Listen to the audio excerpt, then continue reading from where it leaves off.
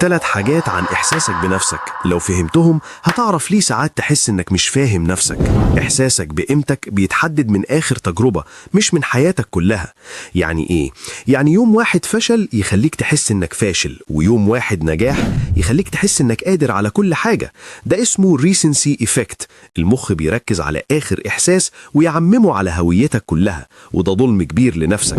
2. إحساس أنا تايه بيظهر لما دماغك مش لاقي اتجاه واضح. مش لازم تكون فاشل عشان تحس انك تايه. التيه غالبا معناه خيارات كتير مفيش قرار حاسم.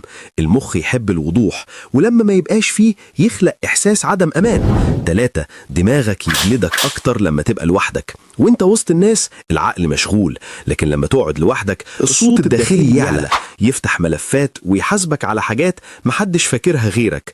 ده مش ضعف، ده غياب تشتيت بس. لو حسيت ان الكلام ده بيلمسك قول لي انهي واحدة حسيتها اكتر، واعمل فولو لان اللي جاي هيفسر احساسات كتير جواك.